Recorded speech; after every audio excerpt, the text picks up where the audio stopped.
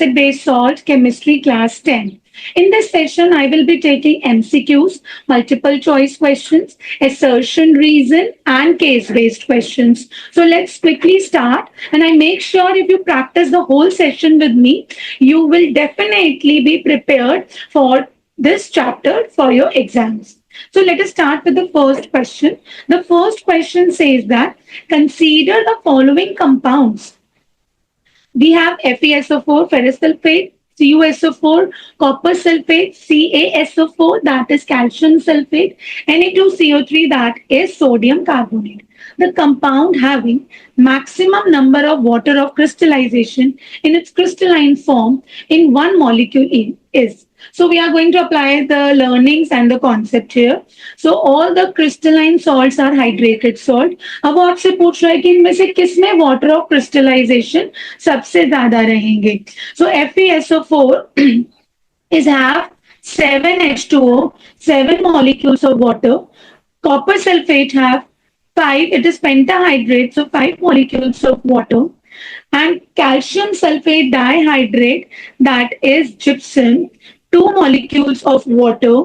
And sodium carbonate is decahydrate, having 10 molecules of water. Right, children? So here when it have 10 molecules of water, so can we say that we can clearly say that sodium carbonate decahydrate. So can you tell me the common name of this compound? This is nothing but washing soda, which is used in detergents for cleansing purposes. So here, children, option D is the right one. Right? Now moving ahead to the next MCQ. Two salts X and Y are dissolved in water separately. When phenolphthalein is added to these two solutions, the solution X turns pink and solution Y does not change any color. So इसके लिए हमें phenolphthalein का test पता होना चाहिए. Phenolphthalein remains colorless in acid. So in acid, its own neutral color is colorless. It has no color of its own and it remains colorless in acids. And it turns pink in bases. So bases में phenolphthalein का color colorless से pink हो जाता है. So X क्या कर रहा है? It is turning the phenolphthalein into pink and Y is showing no change. So that means X is a base and Y is an acid. तो इतनी बात हमें क्लियर हो गई. तो क्विकली हम इसको फिगर आउट कर लेते हैं कि इसमें X क्या है और Y क्या है. X बेस होगा और Y एसिड होगा. अब sodium carbonate, metal carbonates are always bases, so this is a base. Ammonium chloride, ammonium chloride एक एसिडिक सॉल्ट है. ठीक है, अमोनियम क्लोराइड क्या है बेटा? This is an acidic salt. Why? Because ammonium chloride किससे form होता है? NH4OH, ammonium hydroxide, which is a weak base, and इसका parent acid है hydrochloric acid. So strong acid और weak base से बना हुआ है, so ये एक acidic salt होगा. So this is acidic in nature. Sodium sulfate. So sodium sulfate is a neutral salt formed of sodium hydroxide, which is a strong base, and sulfuric acid is a strong acid. So strong base, strong acid is a neutral salt, so it is neutral in nature. तो आपका ये वाला option तो यही finish हो जाता है, because हमें न्यूट्रलिटी पे वर्क नहीं करना, तो हम आगे अपना टाइम किल नहीं करेंगे. NH4Cl, सो अमोनियम क्लोराइड अभी हमने देखा है ये एक एसिडिक सॉल्ट है, right. And sodium sulphate, sodium sulphate एक न्यूट्रल है, तो इसको भी हम क्रॉस कर देंगे. सोडियम सल्फेट अगेन न्यूट्रल है, इसको भी क्रॉस कर देंगे. तो हमारे पास राइट ऑप्शन क्या बच रहा है? Option A. So you know the basics. इसमें हमने क्या यूज किया? इसमें हमने फैमिली ऑफ सॉल्ट्स यूज किया और इसमें हमने दूसरा कॉन्सेप्ट कौन सा यूज किया? Concept of indicators, that which indicator is going to show which change when put in acidic or basic solution. So it is an integrated question of two topics from acid based salt. One is family of salt, second one is the indicator. Now moving ahead towards the next question, children, we have A solution turns red litmus to blue. एक ये solution red को blue कर देता है. The pH is likely to be. Then the solution which turns red to blue, everyone knows that is a basic solution, and the pH of basic solution is always more than 7. So no, this is not more than 7. Not option B, not option C. So option D is the right one.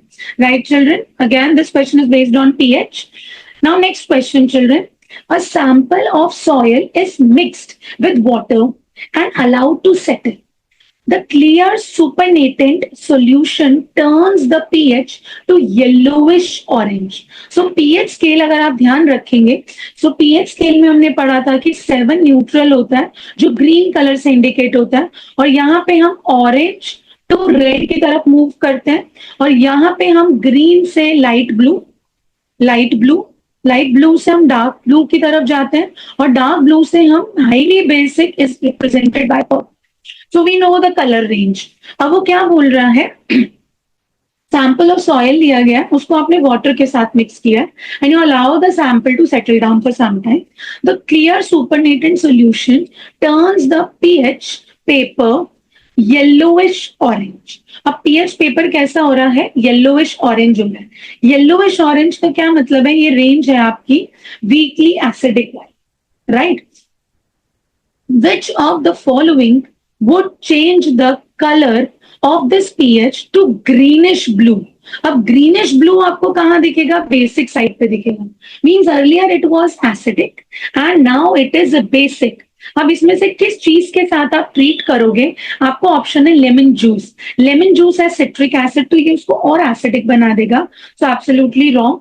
Vinegar has acetic acid, वो भी इसको citric acid की तरफ ले जाएगा. And common salt is neutral, तो जो चीज न्यूट्रल है वो किसी भी चीज का नेचर चेंज नहीं कर सकती. एसिडिक को बेसिक में और बेसिक को एसिडिक में चेंज नहीं कर सकती. सो इसको येलोविश ऑरेंज मतलब एसिडिक साइड से बेसिक तक ले जाने के लिए we need an antacid. So antacid is a base, antacid is nothing but a base. So among all 4 option which option is correct children, base. So हम क्या समझ रहे हैं, हमें अपना नॉलेज अप्लाई करना है. हर क्वेश्चन में हमें ध्यान से always read the question 2 times.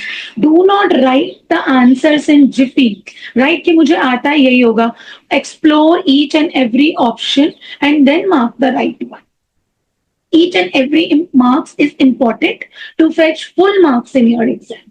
Which of the following statement is correct about the aqueous solution of an acid or a base?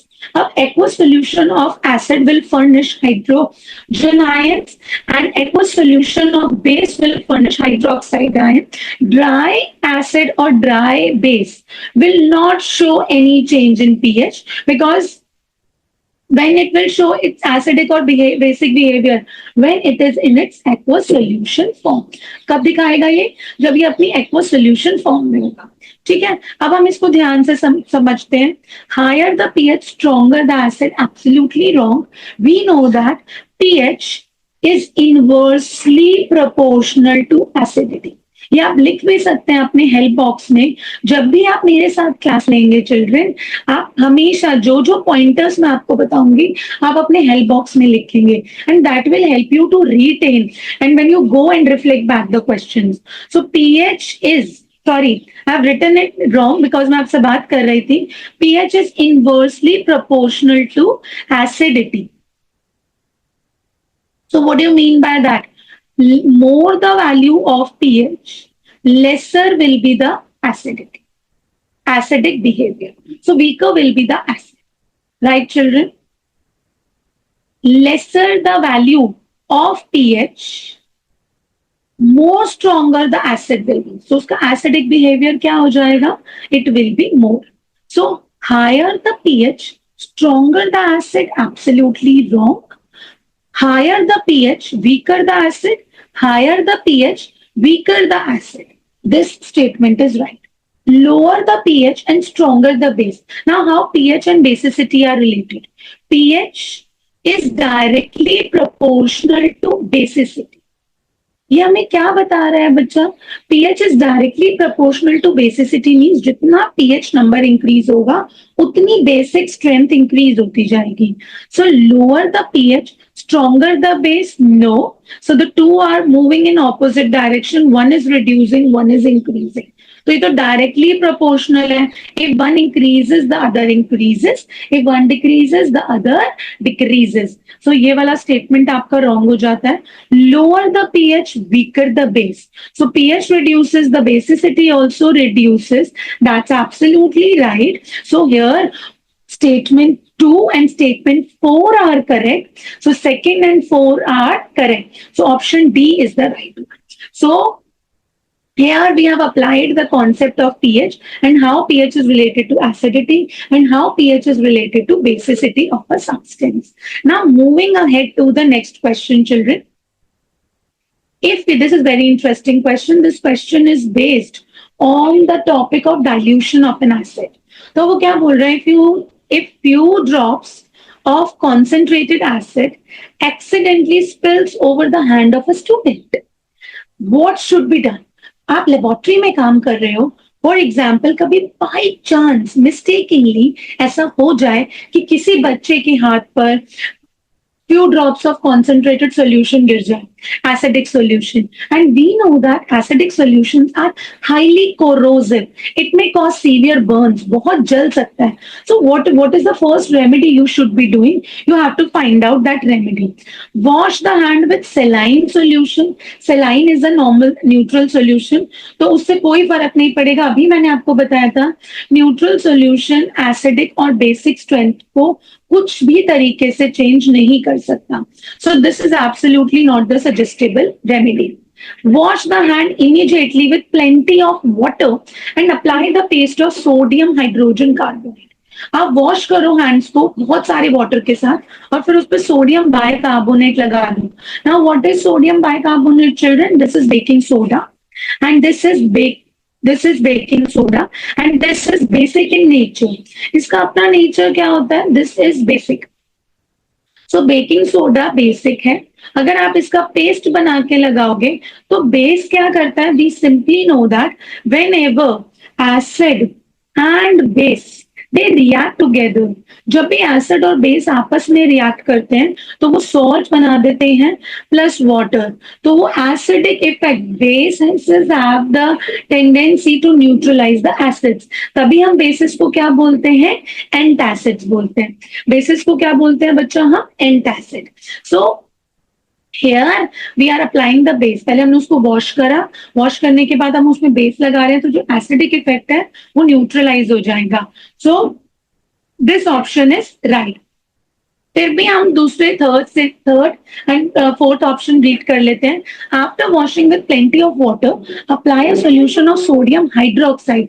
Sodium hydroxide एक बहुत स्ट्रॉन्ग बेस है. जैसे आपके स्ट्रॉन्ग बेस एसिड्स कोरोसिव होते हैं वैसे ही स्ट्रॉन्ग बेसिस भी कोरोसिव होते हैं. So neither strong acids nor strong bases are used for personal, they can not be used for any personal application, right? So this is absolutely wrong. Neutralize the acid with strong alkali, वो वही बात घुमा के बोल रहा है तो उसने ऑप्शन सी में बोल दी कि न्यूट्रलाइज आप कर सकते हो एसिड को स्ट्रॉन्ग एल्कली के साथ कर सर, बट स्ट्रॉन्ग एल्कली भी इक्वली कोरोसिव होते हैं, so you can not apply on your skin. So here we are through with this question and option B is the right one. Here we have used the concept of neutralization of acids, right, using the bases. So here children we are having sodium hydrogen carbonate when added to acetic acid. तो हमने क्या किया है? Sodium hydrogen carbonate, that means NaHCO3 को आप react करवा रहे हो acetic acid which is CH3COOH के साथ. ठीक है.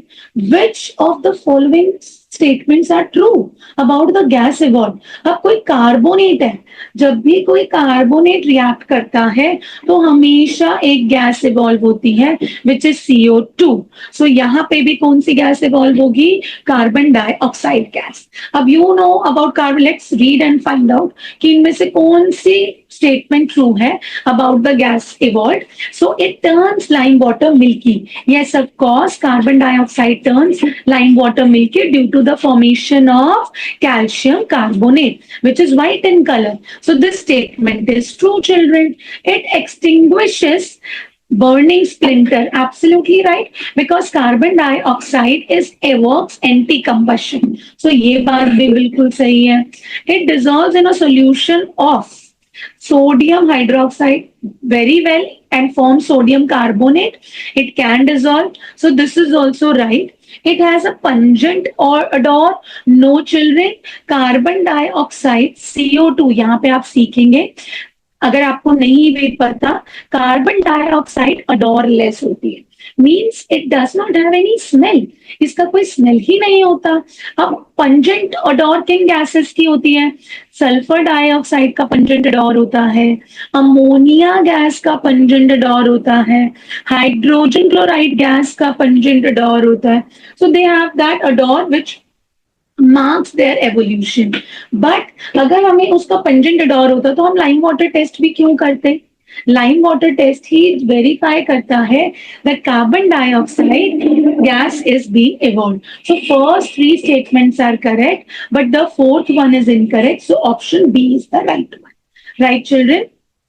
So now moving ahead towards the next question, we have a solution reacts with crushed eggshells. अब इसके लिए आपको पता होना चाहिए what does it comprises of?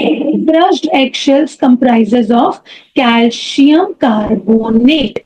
Crushed eggshells में क्या होता है बच्चा? Calcium carbonate to give a gas that turns lime water milky. तो जब आप उसको रिएक्ट करवाओगे, कैल्शियम कार्बोनेट रिएक्ट करेगा. सो अपॉन रिएक्शन कार्बोनेट तो definitely carbon dioxide gas evolve होगी that turns lime water milky. The solution contains, अब किसके साथ रिएक्ट करवाओगे? So that will be an acid, right? These are metallic salts, so in these are neutral salts. So you're going to react it with acid to let the decomposition and it will decompose to form. क्योंकि acid क्या करता है? lot of amount of heat produce करता है. heat से वो decompose हो जाएगा और carbon dioxide gas evolve होना start हो जाएगी. Right, children? So here you all are learning with me. आप सारे समझ रहे हैं. सिर्फ आंसर पता होना जरूरी नहीं होना चाहिए. हर चीज के पीछे आपको how और why, दो चीजों के ऊपर आपको जरूर काम करना है. As a teacher I firmly believe all the students must study for life, not just for the sake of passing one exam. So if you study for life, you're going to build our strong nation. Now children, moving ahead to the next question. During the preparation of hydrogen chloride gas on a humid day, तो आप hydrogen chloride gas form कर रहे हो humid day में. Humid day मतलब इसका बहुत सारा मॉइस्चर है. The gas is usually passed through the guard tube containing calcium chloride. The role of calcium chloride taken in a guard tube is to. अब वो क्या बोल रहा है? हम क्या प्रिपेयर कर रहे हैं? What is it saying in the question?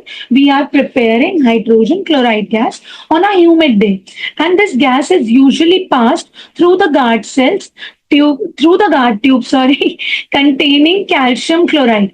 अब इसमें कैल्शियम क्लोराइड का क्या रोल होता है बच्चा? कैल्शियम क्लोराइड एक डिहाइड्रेटिंग एजेंट होता है. It acts as a dehydrating agent. अब डिहाइड्रेटिंग का क्या मतलब है? डी का मतलब होता है टेकिंग अवे, राइट? हाइड्रेटिंग मतलब water. So what is it going to do? It is going to absorb the extra water. Dehydrating agent. So it is going to absorb all the moisture which will come on a humid day. So हम hydrogen chloride gas prepare कर रहे हैं. It should not having. अब for example, हमने कभी ऐसा question पढ़ा नहीं, हमें कभी किसी ने नहीं बताया, but still the question came in exam. तो हम उस क्वेश्चन को कैसे एड्रेस करेंगे? Just read the question twice और सोचो कि वो किस चीज पे टारगेट कर रहा है. What is new thing that is being talked here? So here it is a humid day, right? यहाँ पे क्या है? ह्यूमिड डे है. Humid day means it has lot of moisture. Humid day में मॉइस्चर कंटेंट बहुत ज्यादा होता है, राइट?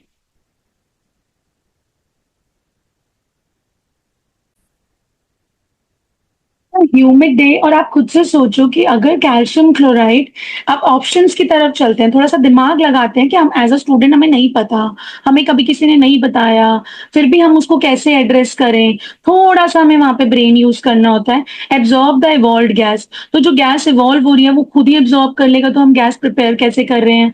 मॉइस्चर द गैस, अब गैस है उसको मॉइस्चर कर देंगे तो वो गैस नहीं रहेगी, right, it will form a solution. So ये ऑप्शन भी नहीं हो सकता, ये भी नहीं हो सकता।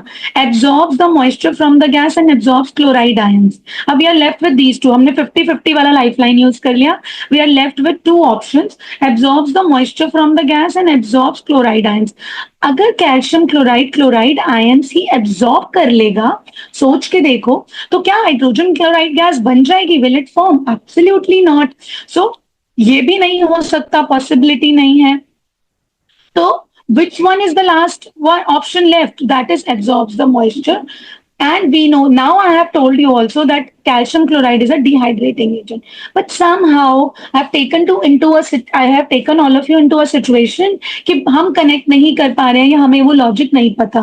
But still अगर आप थोड़ा सा दिमाग लगाओगे और चीजें connect करके read करना start करोगे, तभी आप अपना correct answer find out कर सकते हो, right?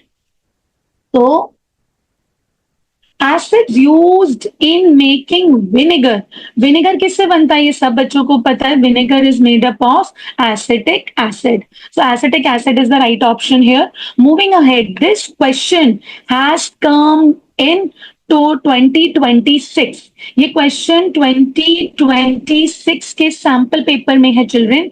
So I have picked up from there, methyl orange is added to dilute hydrochloric acid and to aqueous sodium hydroxide.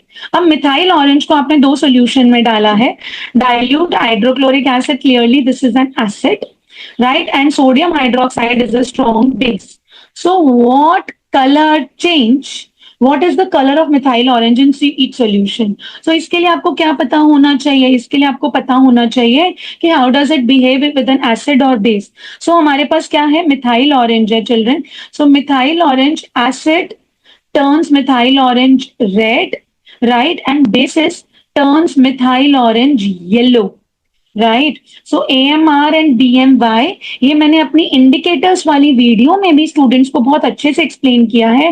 Those who are watching the questions video for the first time, they can go and check out there, there I have given many abbreviations, many mnemonics, जिससे आप चीजें अच्छे से learn कर सकते हो। Acid turns methyl orange to red, bases turns methyl orange to yellow, right? So acid is orange, no, clearly we can go for option B, where we can see that the color changes is red, and in aqueous hydroxide solution, which is base, it turns to yellow. So option B is the right one. So if you know the right logic, you can good to go, you can easily do the questions. या तो question आपका आएगा directly knowledge based, या फिर question आएगा आपका application based. अब ये वाला क्वेश्चन भी आपका 2026 के पेपर में से है children.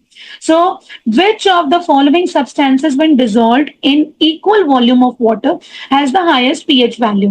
So, we know that pH is directly proportional to basicity. More the pH, more will be the basic. Stronger will be the base, right? So sulphuric acid तो बिल्कुल भी नहीं होगा, स्ट्रांगली एसिडिक है तो पीएच बहुत कम होगा इसका। एसिटिक एसिड एक वीक है तो ये ऑरेंज येलो वाली टोन में मिलेगा, बिल्कुल भी नहीं। मैग्नीशियम हाइड्रोक्साइड और सोडियम हाइड्रोक्साइड ये दोनों बेसिस हैं, इसमें चेक कर लेते हैं। ये एक वीक बेस है तो इसका पीएच कंपैरेटिवली हाई होगा, और ये एक स्ट्रॉन्ग बेस है तो इसका पीएच कंपैरेटिवली लेस होगा, सॉरी, और ये स्ट्रॉन्ग बेस है तो इसका पीएच कंपैरेटिवली हाई होगा। So strong bases have more of pH value comparatively to the weaker bases. So option D is the right one. Right, children? So let's move ahead. Moving towards the next question. When excess of this question is also from the sample paper. When excess of, ये question आप chapter 1 का भी बोल सकते हैं, ये question आप chapter 2 acid based salt का भी बोल सकते हैं, because इसके बारे में test for CO2 दोनों ही chapters में given है। But अब वो ये क्या बोल रहा है, when excess of CO2, So I have taught you these things in my video, जहाँ पे मैंने आपको टेस्ट ऑफ हाइड्रोस कार्बन डाइऑक्साइड गैस बताया है, while learning about the chemical properties of acids, children. So when excess of carbon dioxide is passed through lime water, the milkiness disappear. अब milkiness आती है, वो किसकी वजह से आती है? कैल्शियम कार्बोनेट, और कैल्शियम कार्बोनेट सोल्यूशन में ये sparingly soluble होता है, right? It is not completely soluble, it is partially soluble. अब इसमें आप फिर से CO2 पास करवाते हो तो कौन सा कंपाउंड फॉर्म होता है? Calcium hydrogen carbonate, which is colourless, which is soluble. तो यहाँ पे हम ये क्वेश्चन किस कॉन्सेप्ट पर बेस्ड है? Test for CO2, right? सो यहाँ पे हम ऑप्शंस पढ़ लेते हैं. Water soluble calcium carbonate convert कर देगा, converts to water soluble calcium bicarbonate. Water soluble calcium carbonate, absolutely wrong. Water slightly soluble, so it is not completely soluble, it forms a precipitate, so it is insoluble, so which makes the statement incorrect. Insoluble calcium carbonate converts water soluble bicarbonate. Insoluble calcium carbonate, ये बात बिल्कुल सही है, ये convert हो जा रहा है वाटर सोल्यूबल कैल्शियम बाइकार्बोनेट में. कैल्शियम कार्बोनेट व्हाइट कलर का होता है और कैल्शियम सोल्यूबल कैल्शियम बाइकार्बोनेट वो आपका किस कलर का होता है? That is colourless, right? So जिसकी वजह से मिल्कीनेस जो आई होती है वो क्या हो जाती है? डिसअपियर हो जाती है. So option B is the right one clearly. यहाँ पे भी सोल्यूबल कैल्शियम कार्बोनेट बता दिया तो जिसकी वजह से स्टेटमेंट रॉन्ग हो जाती है. इनसोल्यूबल कैल्शियम कार्बोनेट है वो इनसोल्यूबल कैल्शियम बाइकार्बोनेट में कन्वर्ट हो रहा है. So this is the error here in the fourth statement, it is soluble. So आप ये ध्यान रखेंगे, कैल्शियम कार्बोनेट स्लाइटली सोल्यूबल है और इनसोल्यूबल है, और calcium bicarbonate is soluble in water, right children? So with this we have completed this question. Now moving ahead towards the next question, we have copper oxide reacting with the substance X to form copper sulfate and water, children. So this is a metallic oxide, ठीक है? और ये कैसा reaction है जिसमें water बन रहा है और एक सॉल्ट बन रहा है, ठीक? सो ये रिएक्शन एसिड और बेस के बीच में हुआ होगा बिकॉज सॉल्ट और वाटर बन रहे हैं, और ये एक मेटालिक ऑक्साइड है एंड मेटालिक ऑक्साइड एक बेस होता है. सो एक्स डेफिनेटली क्या होना चाहिए? एक एसिड होना चाहिए. This is again a conceptual question on neutralisation. So copper sulphate की बात करते हैं, ये तो एक सॉल्ट है, बिल्कुल भी नहीं. हमें एक्स एक एसिड फाइंड आउट करना है, right? We have HCl, HNO3 and H2SO4. अब ये क्या हो गया है? तो तीनों ही एसिड है, बट क्लियरली माय डियर जो नाइट्रिक एसिड होता है एक स्ट्रॉन्ग ऑक्सीडाइजिंग एजेंट होता है, राइट? और इसमें नाइट्रिक एसिड नहीं रिएक्ट होगा क्योंकि कॉरस्पॉन्डिंग सॉल्ट सोल्यूशन बनता है जिस एसिड के साथ रिएक्ट करवा रहे हो. तो यहाँ पे सल्फेट बन रहा है तो एसिड कौन सा होना चाहिए? Sulphuric acid. अगर यहाँ क्लोराइड बन रहा होता तो एसिड कौन सा होता? Hydrochloric acid, right? So the option C is absolutely right. Sulfuric acid. Why? Because copper sulfate is formed. And we know that from chapter 1, right from the first topic, during a chemical reaction, no new atoms are formed. Only the old bond break, rearrangement takes place, and the new bonds form. Nothing is changed. So, sulfuric acid is the right answer. Now, moving ahead to the next one, quickly, on an aqueous solution A turns phenolphthalein solution pink. अब phenolphthalein सबसे पहले हम याद करेंगे कि phenolphthalein colourless होता है, it is colourless. अब A ने क्या किया है? उसको पिंक टर्न कर दिया है. तो पिंक कौन से सब्सटेंसेस phenolphthalein को करते हैं टर्न? Bases, right children? तो bases turns phenolphthalein pink. Acids turns phenolphthalein as it is colorless, right? Because phenolphthalein का अपना कलर क्या होता है? कोई भी कलर नहीं होता. It is a colorless substance, right children? So here on addition of an aqueous solution B to A, अब आपके पास B क्या है? A एक बेस है जिसमें आपने क्या डाला है? आपने B ऐड कर दिया. तो हम इसको विजुअलाइज कर रहे हैं सिचुएशन को, और पिंक कलर डिसअपियर हो गया. मतलब कलरलेस हो गया वो वापस से। अगर पिंक कलर डिसअपियर हो गया, सो बी क्या होना चाहिए था, एक स्ट्रॉन्ग एसिड होना चाहिए था।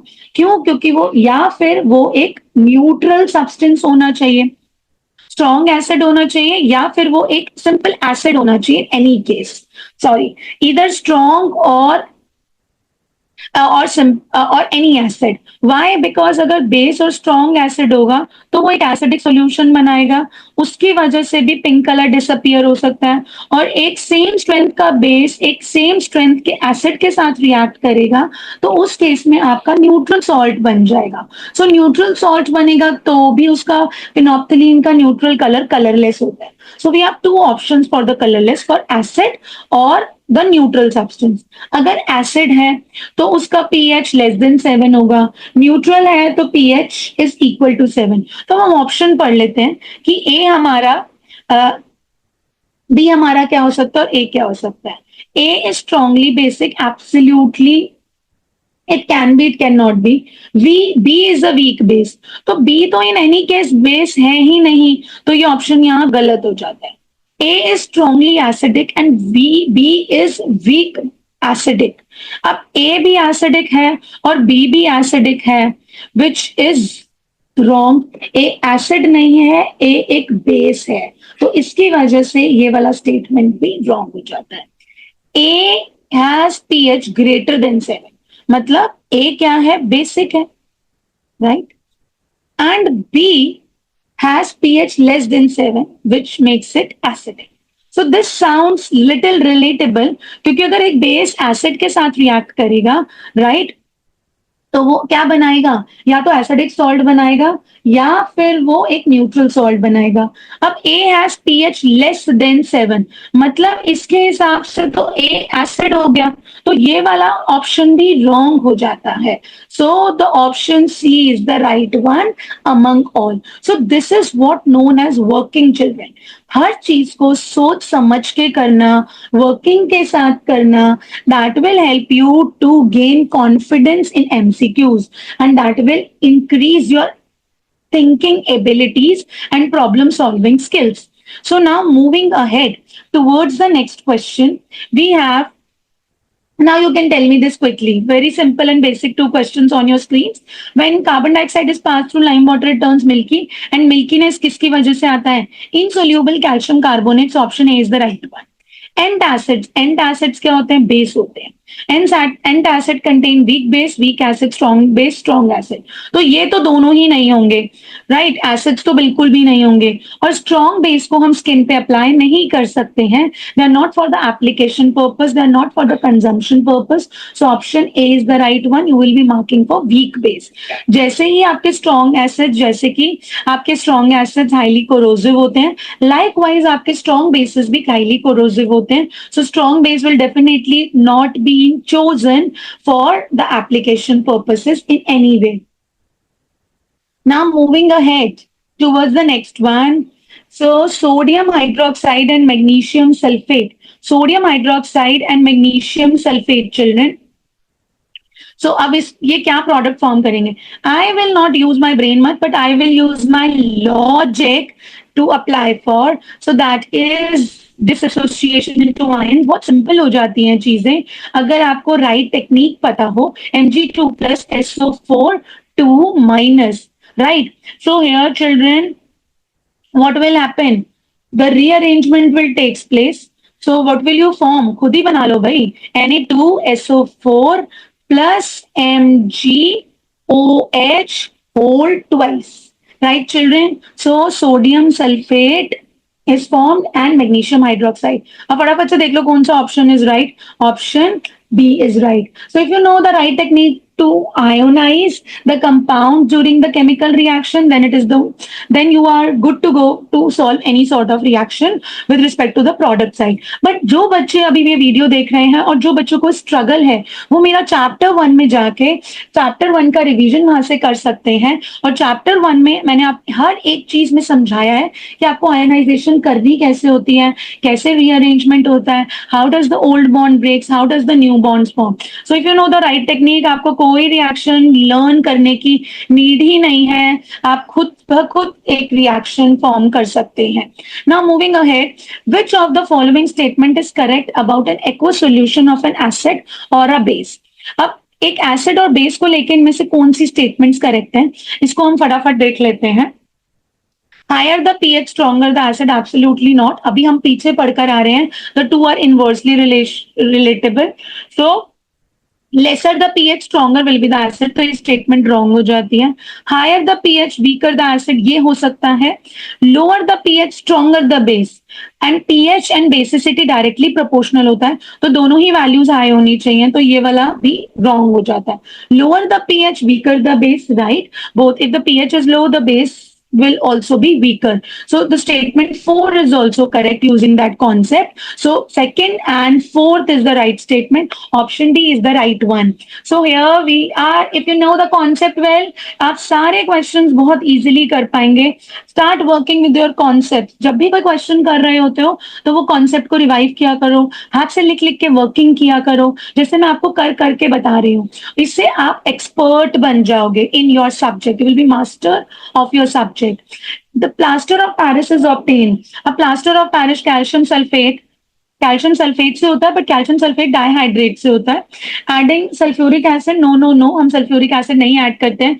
तो जिप्सम को हीट करके होता है, तो ऑप्शन ए और बी तो बिल्कुल ही गलत है। सी और डी की तरफ देखेंगे, at high very high temperature, no children, there is a specific temperature condition 100 degree Celsius, that is equal to 373 kelvin. So because it will take away 3/2 molecules of water, right? And thus forming what? Plaster of Paris. So here children, next question we are having, common salt being used in the kitchen. Common salt being used in the kitchen can also be used as a raw material for making. अब common salt किन किन चीजों को बनाने के काम आता है? वॉशिंग सोडा बिल्कुल बनता है, हमने लास्ट क्लास सॉल्ट्स में हमने पढ़ा हुआ है। बेकिंग सोडा भी कॉमन सॉल्ट से बनता है। स्लेक्ड लाइम भी आपका नो, स्लेक्ड लाइम क्या होता है? कैल्शियम का कंपाउंड है, राइट। कॉमन सॉल्ट क्या है? Sodium chloride. अगर आपको फॉर्मूले भी याद है, washing soda is sodium carbonate decahydrate, baking soda is sodium bicarbonate, bleaching powder is a compound of calcium, slake lime is a compound of calcium. तो simple सी बात है, option 1 and 3 are right, so option C is correct here, right children? So moving ahead quickly, turmeric solution will turn red by an aqueous solution. तो turmeric is a natural indicator, basis उसको red कर देते हैं और acids में वो कोई change show नहीं करता है। So turmeric solution will turn red by an aqueous solution of. अब एक बेस ढूंढना है हमें, पोटेशियम एसिटेट, राइट। अब पोटेशियम एसिटेट कैसा है? KOH, इसके पेरेंट्स पर जाओ, तभी आपको सॉल्ट्स दे दिए हैं भाई। तो सॉल्ट्स के लिए आपको देखना पड़ेगा बेसिक सॉल्ट कौन सा है, KOH एंड एसिटिक एसिड। तो KOH एक स्ट्रॉन्ग बेस है, राइट, पोटेशियम हाइड्रोक्साइड, और ये वीक एसिड है, तो ये this potassium acetate is a basic salt, ठीक है। Copper sulphate, quickly, copper sulphate is formed of copper oxide and sulphuric acid. So अभी हमने पीछे पढ़ा था copper oxide and sulphuric acid से कॉपर सल्फेट बन जाता है। सो कॉपर ऑक्साइड एक वीक बेस है, ये स्ट्रॉन्ग एसिड है, तो ये एक एसिडिक सॉल्ट होगा। Sodium sulphate, potassium sodium hydro oxide NaOH, जो एक स्ट्रॉन्ग बेस है, राइट, और सल्फ्यूरिक एसिड से ये बना है H2SO4, सो स्ट्रॉन्ग एसिड है, तो ये एक न्यूट्रल सॉल्ट होगा, राइट चिल्ड्रन, ये एक न्यूट्रल सॉल्ट होगा। फेरिक क्लोराइड की अगर आप बात करोगे तो ये किससे बनता है? Ferric oxide and hydrogen chloride. So ferric oxide एक वीक बेस है एंड हाइड्रोजन क्लोराइड HCl एक स्ट्रॉन्ग एसिड है, ये एक स्ट्रॉन्ग एसिड है। फेरिक ऑक्साइड Fe2O3 ये एक वीक बेस है, मेटल ऑक्साइड है, तो ये एक वीक बेस है। और this is not completely soluble. There are some bases which are not water soluble. Among those bases, this is the one. So this is strong acid. तो ये एक acidic salt बनाएगा. तो हमें क्या चाहिए? हमें एक basic salt चाहिए. So option A is the right one. So ये question आपका एक integrated question है जो आपसे indicators वाले topic से और family of salt से club करके पूछा गया. उन्होंने directly acids नहीं दिए, उन्होंने directly bases नहीं दिए, उन्होंने salts उठा के दे दिए. So if you know about the family of salts very well, then you can easily do such kind of questions. Now moving ahead towards the next one. अब हम यहाँ से assertion reason start कर रहे हैं, right? Assertion reason को कैसे सही से handle करना होता है, MCQs को कैसे सही से handle करना होता है, इसकी बात मैंने अपने chemical reactions के question answer वाले वीडियो में बहुत अच्छे से students को explain किया हुआ है. You can go and check out there and practice that session too. All the questions are super selective questions. All the questions are wisely chosen on the basis of the frequency they turn up during exams, children. So, we are starting with assertion reason and what is the right technique. We are going to mark the true and false and then we are going to check for reason or not, right? So is it correctly explaining it well or not? So the first one is aqueous solution of ammonium nitrate turns blue to red. अब ammonium nitrate फिर से क्या है? एक salt है. तो इसके parent acid parent base निकालो भाई. So this will be NH4OH and nitrate, so that will come from HNO3. So children, here this is a strong acid and this is a weak base. So ये कैसा salt solution हुआ? This is an acidic solution and acid turns blue to red definitely. So this makes this statement true. Ammonium nitrate is a strong salt of strong acid and strong base. Here is a mistake. Here is a mistake. It is a salt of strong acid and weak base, children. Right? So this makes the statement false. So assertion is true here and reason is false. Right? So now moving ahead towards the next one. It is advised while diluting an acid, one should add water to acid, not acid to water, while keeping the solution continuously stirred. क्या बोल रहा है कि हमेशा advice किया जाता है while diluting an acid, one should add water to acid, not acid to water. So is that so? No, absolutely wrong. One should add acid to water dropwise, keep the solution stirring to dissipate the heat produced during the dilution of an acid. So this makes it false. We should not add water to acid. Rather, we should be doing vice versa, acid to water, that to dropwise. So this makes the statement false.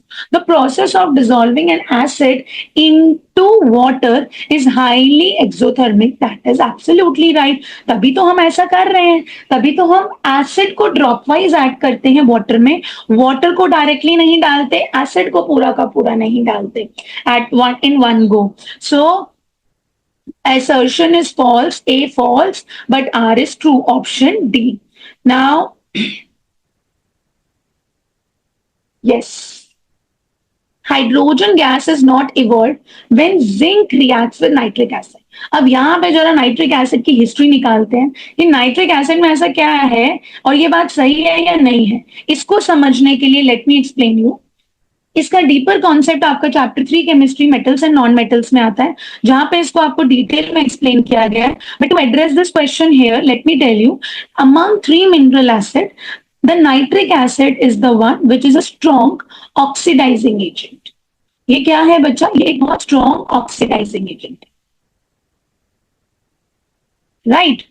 So जब आप इसकी बात करते हो when it is a strong oxidizing agent, तो ये क्या करता है? जब during reaction hydrogen gas form होती है, तो उसमें हाइड्रोजन गैस को ये क्या करता है? ऑक्सीडाइज कर देता है. हाइड्रोजन गैस को ऑक्सीडाइज करके फटाफट से क्या बनने लग जाता है? वाटर बनने लग जाता है और itself it get reduced. So Yes, hydrogen gas is not evolved when zinc reacts with nitric acid. Zinc भी float करने लगता है, right? So here we can say that this statement is absolutely true. इसमें hydrogen gas evolve नहीं होती. अब reason भी पढ़ लेते हैं कि जो नाइट्रिक एसिड है वो ऑक्सीडाइज करता है हाइड्रोजन गैस को वाटर प्रोड्यूस करने के लिए और खुद से वो रिड्यूस हो जाता है. ये बात भी बिल्कुल सही है. This statement is absolutely right. Why?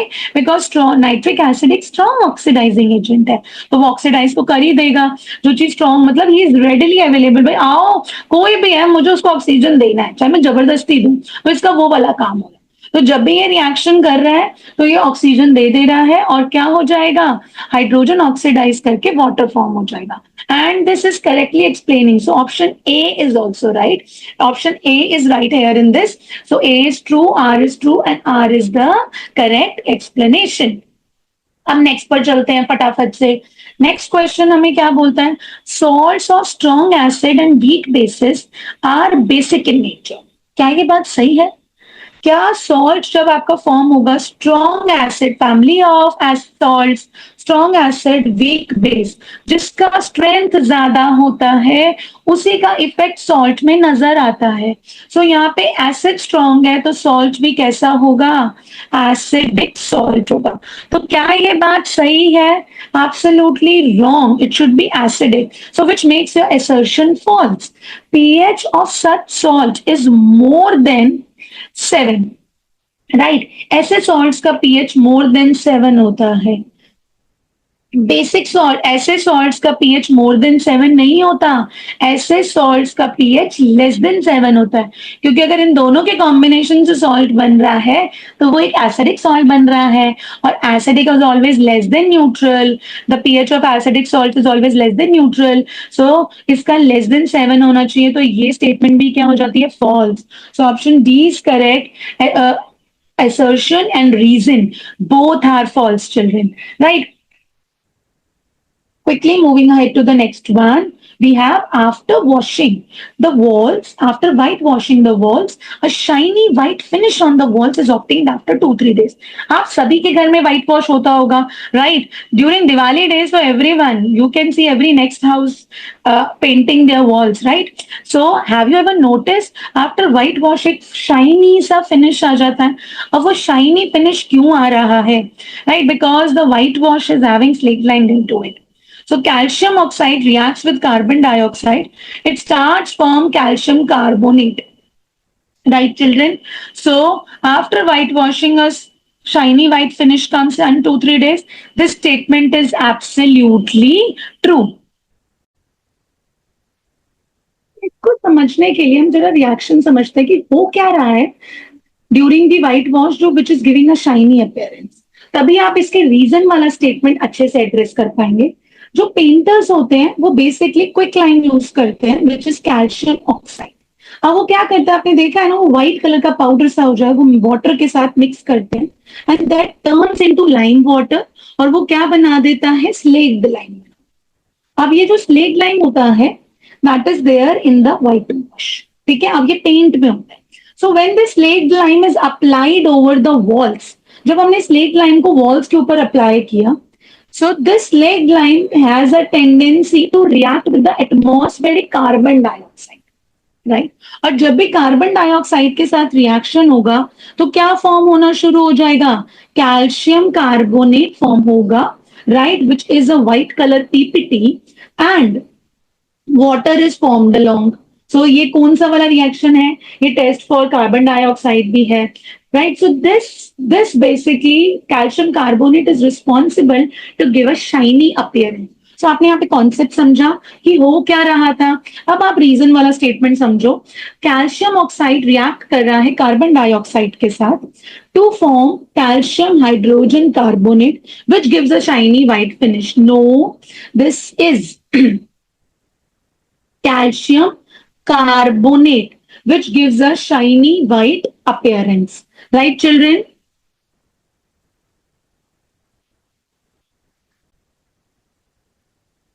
So here which option is correct? This is false. So assertion is true, reason is false. सो जो कैल्शियम कार्बोनेट होता है ये व्हाइट कलर का होता है, ये इनसोल्यूबल होता है. तो जो इनसोल्यूबल कैल्शियम कार्बोनेट के डिपॉजिट्स होते हैं ये रिस्पॉन्सिबल होते हैं for giving the shiny white finish to the walls of the house after painting. Right children? So assertion is true, reason is false, option C. Moving ahead towards the next question, we have sodium hydrogen carbonate is used as an ingredient as an antacid. Absolutely true, because sodium hydrogen carbonate क्या है? ये baking soda है and ये antacid में ही use होता है, paste of sodium hydrogen carbonate. And sodium hydrogen carbonate is a mild non-corrosive basic salt. Absolutely right. And this is also explaining it well कि ये mild है, non-corrosive है, non-corrosive है. This is the reason, that is why we use it as an antacid. So assertion is true, reason is true, and reason is also true, and it is the correct explanation of assertion statement. Quickly moving towards the next question. We are having when acid rain flows into the water, it lowers the pH of the water. Absolutely right. Acid rain जा रहा है भाई, तो acidity increase हो रही है, तो pH will reduce. The statement is true. The survival of aquatic life in such river water becomes difficult. That's very very true. क्योंकि acidic water में तो आपका aquatic life survive नहीं कर पाएगा ना. So that is also true. So Is it the correct explanation? No. अब acid rain जा रहा है, इसकी वजह से उसका पीएच रिड्यूस हो रहा है, ये बात सही है. बट ये बात भी सही है कि उसे एक्वेटिक लाइफ में सर्वाइवल डिफिकल्ट हो रहा है. बट एक्वेटिक लाइफ का सर्वाइवल डिफिकल्ट हो रहा है, ये असर्शन का रीजन तो हो नहीं सकता. ये उसका आउटकम है, ये उसका कॉन्सिक्वेंस है. So definitely this is not the reason. So option B is the right one. Assertion is true, reason is true, but reason is not the correct explanation. Now moving ahead towards what the next. अब ये वाला जो session है बच्चा, ये reasoning का मैं थोड़े से एसएक्यूज लाई हूँ, बिकॉज बच्चे क्या करते हैं जब भी एसएक्यूज करते हैं, short answer questions, reasoning questions, वो इधर उधर की सारी बात लिखते हैं बट कीवर्ड्स का ध्यान नहीं रखते. और टीचर जब आपकी चेकिंग कर रहा होता है तो टीचर हमेशा क्या चेक करता है? Teacher always emphasise the usages of keywords and the right application of the concept. Right. So अब फर्स्ट रीजन समझते हैं. Tap water conduct electricity whereas distilled water does not. So why is it so, children? Conduction of electricity के लिए what is required? That is the presence of free ions. Tap water is rich in minerals, right? Whereas distilled water, while doing the distillation, the minerals are finished, right? Minerals उसमें खत्म हो जाते हैं. So distilled water is deprived of free ions because it is deprived of minerals. So tap water have free ions, thus it can conduct electricity, whereas distilled water does not have free ions, so it cannot conduct electricity. It will not conduct electricity. Is this clear? तो यहाँ पे keywords क्या है? Presence of free ions. किस word का आपको use करना है? Presence of free ions. तो जहां पे फ्री आयंस प्रेजेंट होते हैं जिस सब्सटेंस के पास, वो एक्वस सॉल्यूशन में होते हैं. ड्राई फॉर्म में भी फ्री आयंस नहीं होते, इसलिए ड्राई फॉर्म कभी भी एसिडिक बेसिक बिहेवियर नहीं दिखाएगी. ड्राई फॉर्म में आप कभी भी इलेक्ट्रिसिटी कंडक्ट नहीं कर सकते हो. क्यों नहीं कर सकते हो? क्योंकि आयंस ही नहीं है. जैसे एसिडिक और बेसिक बिहेवियर दिखाने के लिए आयंस का होना बहुत जरूरी है, वैसे इलेक्ट्रिकल कंडक्शन के लिए भी फ्री आयंस का प्रेजेंट होना बहुत इंपॉर्टेंट है. सो टैप वाटर के पास फ्री आयंस होते हैं. On the other hand distilled water does not have free ions. तो आपको इसको, दिस इज द 5 मार्क का क्वेश्चन. ठीक है, 1 mark each. Dry HCl gas does not turn blue litmus to red, whereas dilute HCl gas yes. यहाँ पर भी क्या आ जाता है? ड्राई फॉर्म है भाई. ड्राई फॉर्म में तो आयनाइजेशन होती ही नहीं है, तो इसमें कीवर्ड्स क्या आएंगे? No ionisation. जो मैं आपको बोल रही हूं, आप मेरे साथ पढ़ते पढ़ते ये नोट करेंगे students. No ionisation in dry form. Right, ions हो ही नहीं सकते. सो ड्राई HCl में जब आयंस ही नहीं है, so will it be showing acidic और basic behaviour? Absolutely not. So this will not show. While dilute में क्या है, dilute HCl is rich in which ions, hydrogen ions. Why? Because ये एक एसिड है, और सभी एसिड्स में कौन सा कॉमन आयन होता है, हाइड्रोजन आयन, जो उसके एसिडिक बिहेवियर के लिए रिस्पॉन्सिबल होता है. सो ड्राई HCl गैस के पास क्या नहीं है, it is not having hydrogen ions. इसकी वजह से वो लिटमस पेपर को रेड टर्न नहीं करेगा. Whereas dilute hydrochloric acid के पास क्या है, presence of hydrogen ions.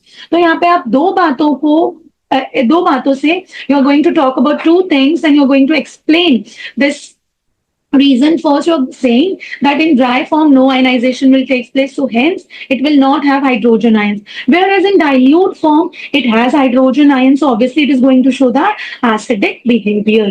Right, now moving towards the third reasoning. During summer season, milkman usually adds small amount of baking soda to fresh milk. अब ये क्या है, ये एक बेस है.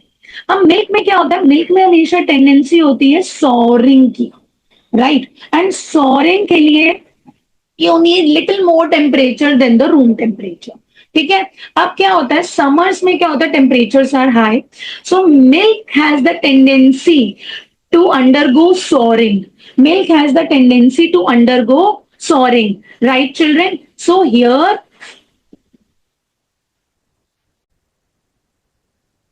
इसमें क्या होना शुरू हो जाएगा, सॉरिंग हो जाएगी, प्रोडक्शन ऑफ लैक्टिक एसिड हो जाएगा. So it is very important for the milkman to prevent the souring of milk to add soda. अब बेकिंग सोडा डालने से क्या हो रहा है, समझो इस बात को. पीएच स्केल से समझते हैं. We have a pH scale, the centre value is 7, here we have 0, here we have 14. ठीक है, अब milk is almost neutral in nature, but अगर वो लेफ्ट साइड मूव करेगा तो उसकी एसिडिटी इंक्रीज हो जाएगी, एसिडिक सॉरिंग हो जाएगी, क्योंकि लैक्टिक एसिड प्रोड्यूस करना स्टार्ट कर देता है at more temperature than the room temperature. अब समर में क्या होता है कि temperature, room temperature, usually temperature are high, बहुत हीट होती है, जिसकी वजह से क्या प्रोड्यूस होना स्टार्ट हो जाता है, जिसकी वजह से आपका लैक्टिक एसिड फॉर्म होना शुरू हो जाता है. तो पीएच ड्रॉप्स डाउन, और जो मिल्क हो जाएगा वो खराब हो जाएगा. अब थोड़ा सा सोडा ऐड करने से you just shift it little towards the basic side. आप क्या कर रहे हो, सोडा ऐड कर रहे हो, तो न्यूट्रल से आप उसको बेसिक साइड पे ले जा रहे हो. तो जहां वो न्यूट्रल से एसिडिक साइड में मूव करता, अब उसे बेसिक से एसिडिक साइड में मूव करना है, तो the time duration will increase to move towards it. So that is why the milkman usually add small amount of baking soda towards the fresh milk in order to prevent the early souring of milk, right, and to prevent the milk from spoilage. So here you are going to talk about two things. आप इसमें दो reasons देंगे. First you are going to tell shifting of pH. So by doing so, what is milkman doing? He's shifting the pH towards the basic side. Shifting of pH. Just explain it in your words, children, first. And second I'm writing here. Second, you will be writing, it is delaying the souring. By doing so, what is milkman trying to do? He's trying to delay the souring of milk.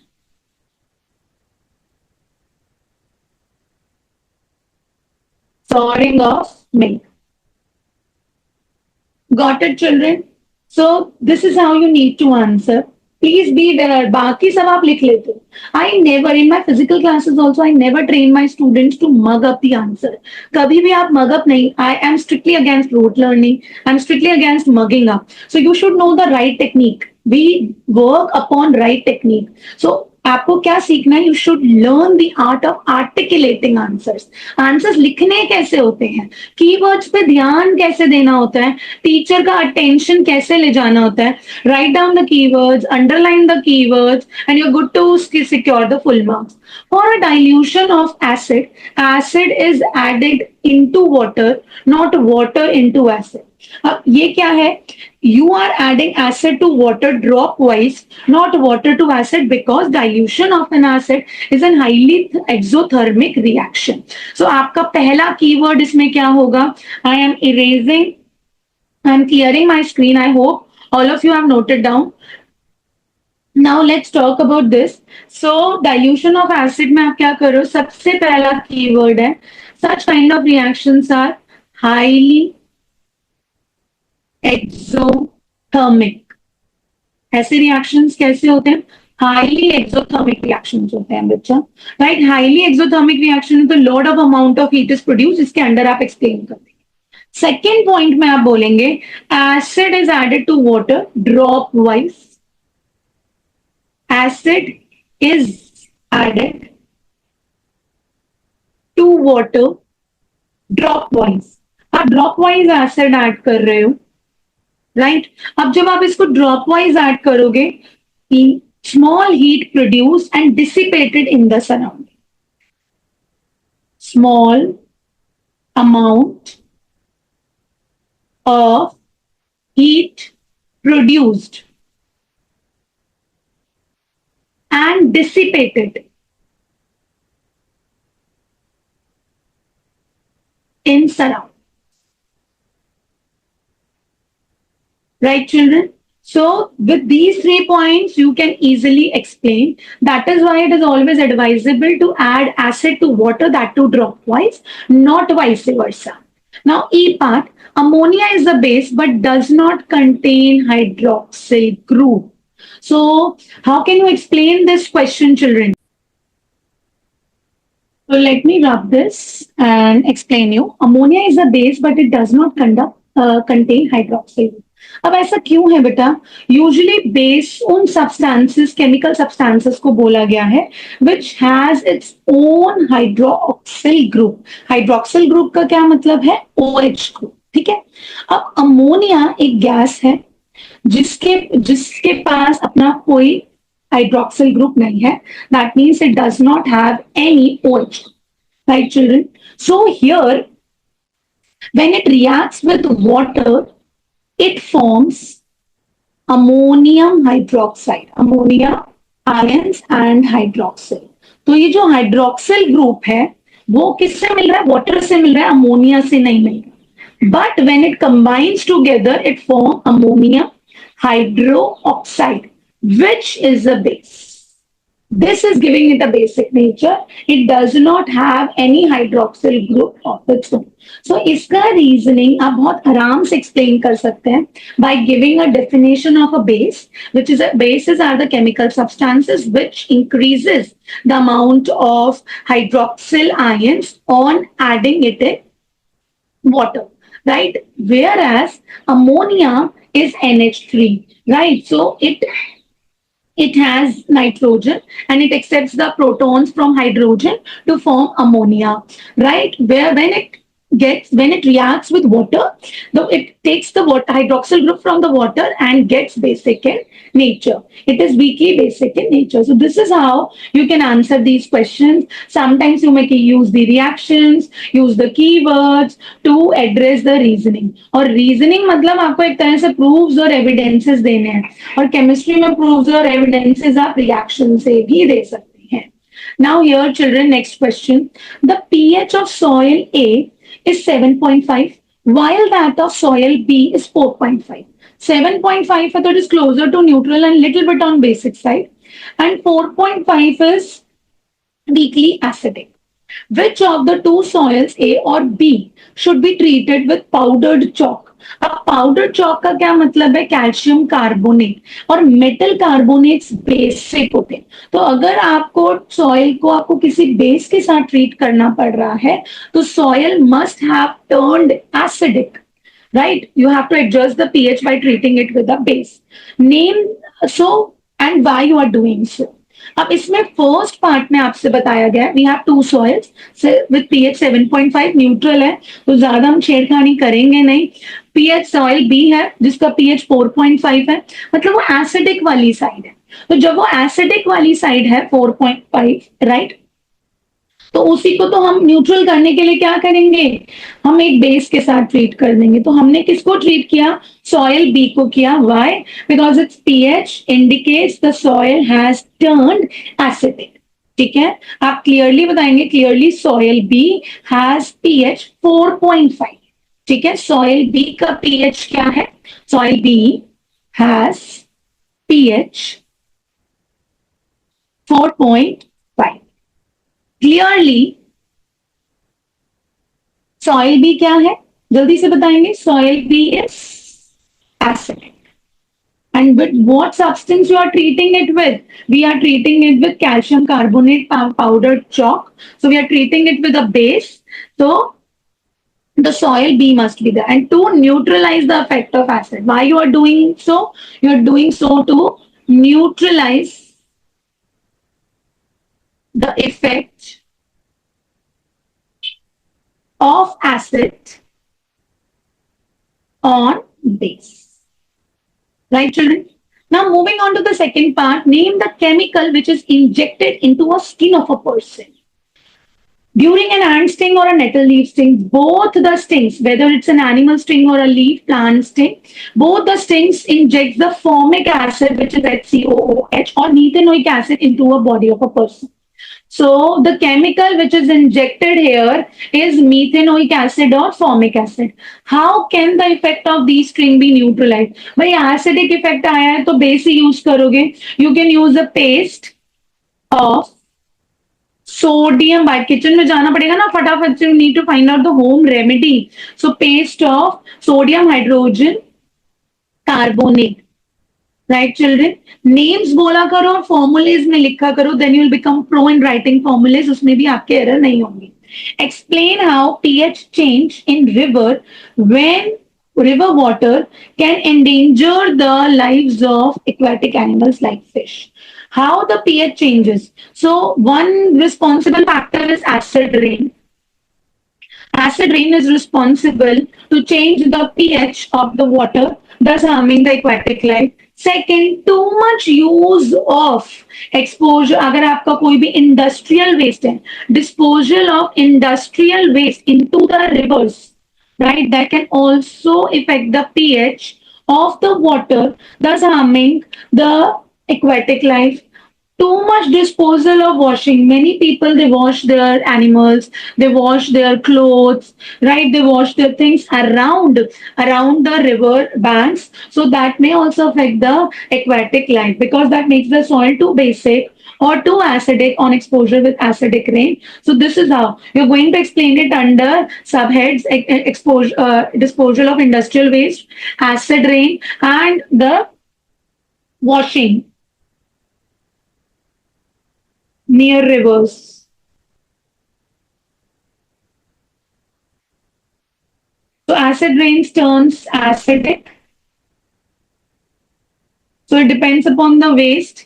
So it may turn acidic or the basic. And the washing near rivers, it's washing soda is a basic salt. So it turns it basic. So turning it basic and acidic, changing the neutrality of the water can affect the aquatic life and may put the aquatic animals into danger. Now, the last one, children, the last question, which is many a times repeated. 2023 में repeat हुआ है, 2020 में repeat हुआ है, 2016 में repeat हुआ है. ये बहुत इंपॉर्टेंट है. This question is based on test for carbon dioxide gas. On passing excess carbon dioxide gas through lime water, it first turns milky, then becomes colorless. Explain why. Write all the chemical reactions involved. So you must be knowing by the end of this session, क्योंकि हमने ऐसे काफी सारे questions MCQs में भी किए हैं, assertion reason में भी किए हैं. So हो क्या रहा होता है? Lime water is calcium hydroxide, children. So when we are passing carbon dioxide through the lime water, it forms a white precipitate of calcium carbonate, right? So which is a precipitate along in a water reservoir. So when we are passing excess, so calcium carbonate बन चुका है, this is white in color and this is responsible to turn it milky. तो आप यहाँ पे statement लिखेंगे, आप underneath names लिखेंगे, this is calcium hydroxide, carbon dioxide gas, right? This is aqueous solution. So this you get PPT and this is liquid. So calcium carbonate or water का solution अब आपके पास है, insoluble calcium carbonate into water, and we have not stopped using, we are passing excess of CO2. So what has been formed? CaHCO3, that is calcium hydrogen carbonate, and calcium hydrogen carbonate or calcium bicarbonate is soluble, is colorless. So since it is colorless, new substances formed, color change have been noticed. So this is responsible for disappearing the milkiness upon passing excess of carbon dioxide. So हमने दोनों chemical equations दिखाई. First equation में milkiness आएगी और आप continuously पास करते चले जाओगे तो मिल्कीनेस डिसअपियर हो जाएगी. So here in this step milkiness appears, and here milkiness disappears. Right, children? So with this, today I am finishing up this session. Hope you people liked it and you have practiced thoroughly with me on doing this. We have almost completed and touched all the topics of the chapter, and you are good to revise or good to attempt. If you follow my instructions well and you attempt your answer in a way I have taught you, you will surely get the full marks in your exam, children. तो आपको ये बहुत ध्यान रखना है, आपका paper NEET होना चाहिए, आपको पॉइंटर्स में आंसर देने हैं, आपको अपने कीवर्ड्स को अंडरलाइन भी करना है. ये सारे ही पॉइंट्स बहुत इंपॉर्टेंट होते हैं. You should be doing it neatly. You should be reading all the options when you are addressing your MCQs. तो ये सारी चीजें आपको बहुत अच्छे से हेल्प कर जाएंगी. And all the best for exams, children.